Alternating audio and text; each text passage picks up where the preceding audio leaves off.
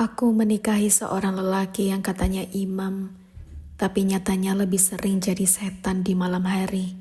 Di saat aku menunggu dalam sujud panjangku, dia justru menenggak alkohol sambil memeluk perempuan lain yang dibelinya dengan uang haram. Sampai akhirnya, Tuhan menunjukkan bahwa segala kesenangannya dicari dalam gelap akan dibalas dengan cahaya kehancuran yang menyilaukan. Namaku Sari. Usia pernikahanku sudah hampir 6 tahun. Orang-orang bilang kami pasangan ideal.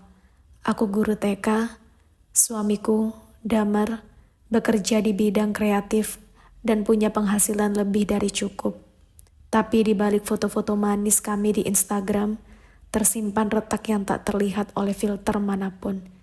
Damar dulu lelaki baik, rajin sholat, hormat pada orang tua, dan sangat menyayangiku di awal pernikahan.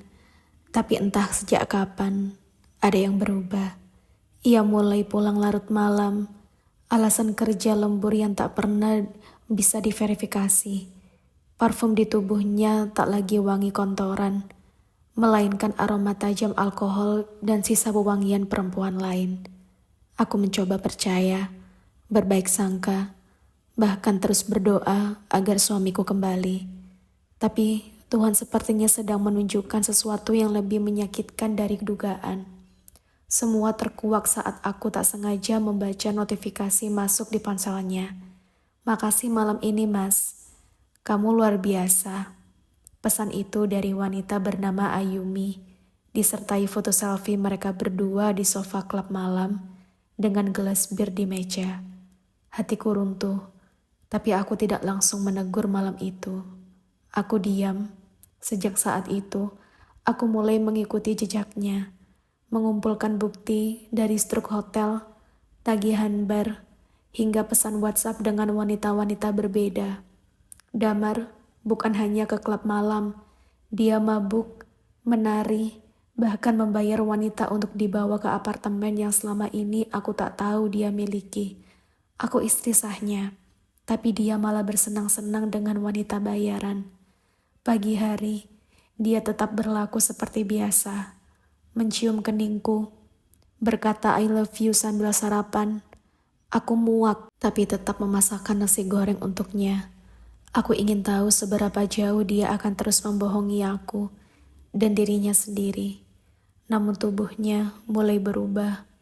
Damar sering sakit kepala, kulitnya kusam, dan matanya merah. Beberapa kali dia mengeluh mual dan menggigil di malam hari. Aku tahu itu efek dari alkohol dan begadang. Aku sempat memintanya berubah. "Bang, berhenti ya. Kalau abang butuh hiburan, aku bisa jadi teman abang ngobrol, jalan-jalan, bahkan bercinta lebih sering." Tapi dia hanya tertawa. "Kamu terlalu polos, Sar. Dunia malam itu punya sensasi yang kamu gak akan ngerti." Aku menangis malam itu. Sholat malamku basah oleh air mata. Aku yakin Tuhan sedang menyiapkan sesuatu, dan saat waktunya tiba, semua dosa itu akan dibayar lunas. Aku ingat malam itu, azan subuh menggema dari musola depan rumah. Suara yang biasanya jadi penanda awal hari ini, kini hanya jadi gema kosong dari Damar yang masih tertidur pulas setelah mabuk semalaman. Tubuhnya terbaring di ranjang, masih mengenakan kaos penuh noda lipstik. Aku berdiri di ambang pintu kamar, menatapnya tanpa kata. Air mataku tak lagi deras, karena luka ini sudah terlalu dalam untuk bisa dikeluarkan lewat tangisan. Aku ambil air wudhu dan sholat. Di setiap sujudku hanya ada satu doa. "Ya Allah, jika memang ini ujian, kuatkan aku. Tapi jika ini jalan yang menyesatkan, tunjukkan kebenaran di hadapannya, biar dia tahu dunia malam hanyalah indah di permukaan." Dan benar saja, jawaban itu datang lebih cepat dari yang kuduga. 3 hari setelah malam itu, aku dihubungi oleh seorang teman lama Damar, namanya Tio. Sambil berbisik, dia bilang Damar digerebek oleh Satpol PP bersama wanita tak dikenal di sebuah hotel bintang 3. Aku tidak menangis saat mendengarnya. Rasanya seperti mendengar berita tentang orang asing. Pagi itu Damar pulang dengan wajah penuh lebam dan malu. Aku duduk di meja makan, menyeduh teh hangat untuk diriku sendiri. Aku bisa jelasin semuanya, katanya dengan nada rendah. Gak perlu, aku udah tahu semuanya. Aku bukan istri yang bodoh, Damar. Aku hanya menunggu. Siapa yang duluan menghukummu? Aku atau Tuhan?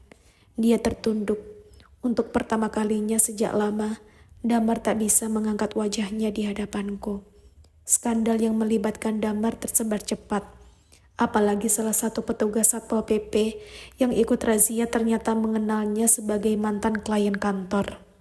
Dalam waktu seminggu, Damar resmi dipecat, reputasinya hancur.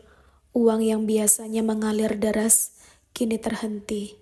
Klub malam, alkohol, dan wanita, semuanya perlahan meninggalkannya. Teman-teman yang dulu menepuk bahunya saat bersulang, kini bahkan tak membalas pesannya. Dan yang lebih menyakitkan, dia pulang ke rumah seperti tidak ada apa-apa. Seolah ingin membaur kembali dalam kehidupan yang ia tinggalkan dengan kejam. Tapi aku tahu, luka ini tidak bisa disembuhkan dengan permintaan maaf. Tubuhnya mulai rusak. Dalam sebulan setelah dipecat, Damar jatuh sakit. Awalnya hanya demam dan mual, tapi lalu menjadi lebih buruk. Dokter bilang livernya rusak karena konsumsi alkohol berlebihan.